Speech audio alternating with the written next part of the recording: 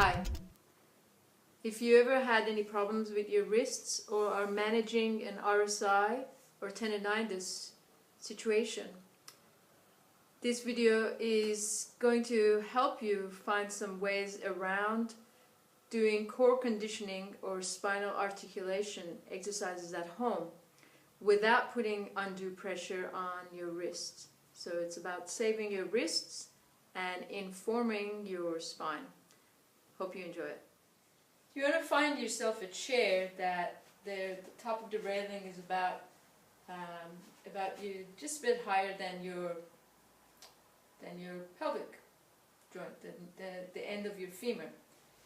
So once you have a chair like that set up, or you can use a countertop if you're really tall, depending on your height. So when you bring the chair to yourself, it's about reaching the end of your pelvis. Okay, placing your hands on the top rail of the chair, taking them off, placing them there. Just make it a really easy movement. We're not going to be putting any compressive forces into the wrists, but we're going to be addressing some core conditioning for the torso, for the trunk, and also a little bit of articulation for the spine. So placing your hand like so, make sure that you are not falling into the chair, or you're not holding yourself too upright, but just see how you go. Experiment with where you are. Use a mirror and start to walk back, taking a few steps back.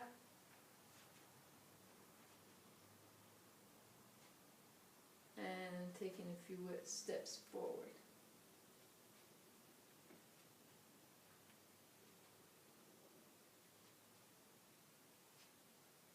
Taking a few steps back.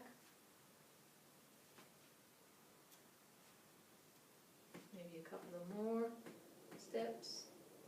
And then taking a few steps forward. So you want to keep for this exercise, you want to keep your upper arm knee, your elbow joint soft but not locked. So it's soft and easy, and it's not locked.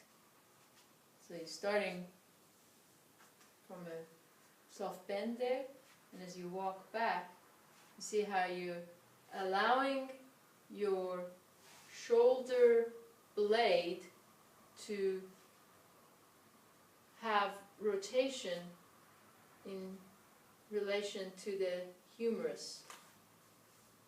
So this walking is allowing some clarity to return to this joint in here. It's a very simple exercise, but it's very important to pay attention that you're not pressing down into the rail of the chair. You're just minding the little steps back, and then walk back until you can get a sense that your torso is parallel to the floor. And once you're there, start to bend your knees and look towards your chest, and straighten your knees and look up a little bit. So now we're addressing the articulation of the spine while we're maintaining a steadiness of the arm. So the arm line is about parallel to the ground. Bend your knees and look towards your chest. Allowing your breath to be, and soften your knees and look up towards the ceiling. Don't worry about seeing the ceiling.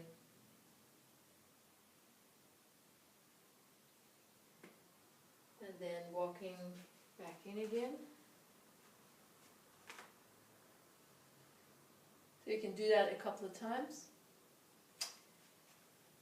Starting from Same position again, hands here. So now we're going to address just a simple thing that you can do for conditioning your torso. So we're going to bend to the spine parallel to the floor position, paying attention to be easy and wide between your shoulder blades here, and also along your neck so that you can move your head. You're aware of your sense of your space. At any time this gets too much, you can stop and take a break. And so now this time you're going to lift one leg, having paid attention to just move your central axis to the side, to the supporting side, and then lengthen that leg, all the while using the chair as a balance and not dropping into it. And then place that leg down. Move your central axis towards the supporting side. Slide your leg back. You don't have to straighten it. Just allow it to create a useful load along the front of the spine. And what I'm doing is I'm just rotating my hip joint.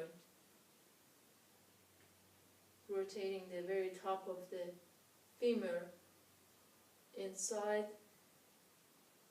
the hip socket. Or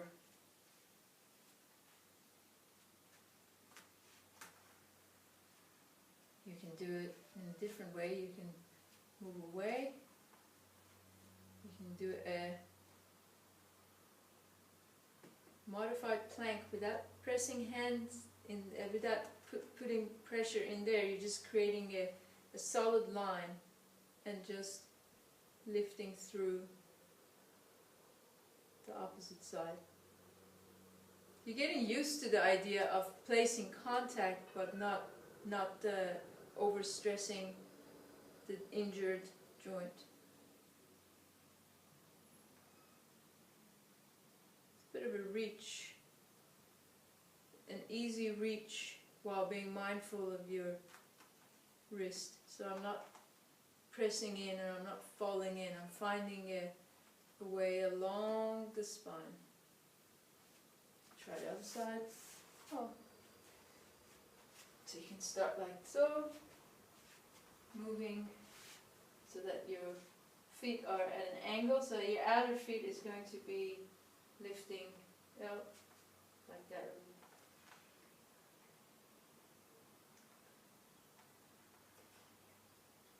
And avoid pressing into that. We're actually doing something else. We're just a reach through there. Not even a stretch, just a reach. See if you can find the feeling of a reach with the hand as opposed to a yank of a stretch. The yank of a stretch is probably going to make you become less aware of what you want to protect until it starts to find its reach, and through that it starts to become more resilient. And then you'll find that with that resilience, you'll prefer a reach over a strain.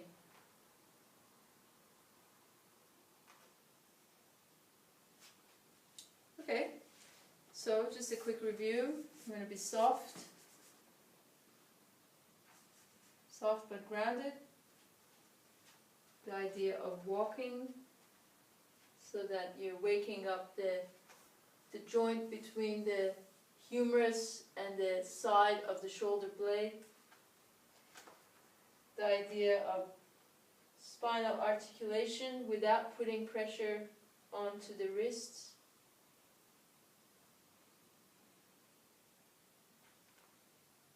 And the idea of, you can stay there, of weighing the front of the spine with the legs. You can reach through the knee or reach through the foot. I'm not worried about having a straight leg. I'm more interested in the waking up of the femur inside the acetabulum. You want to pay attention whether you can have good form without falling into your wrists, which might aggravate the RSI. And then you can do an extremely modified plank, which is about creating the integrity of a line that doesn't compress you down. Okay. Hope some of that is helpful to you, and I'd love to hear from you. Thank you.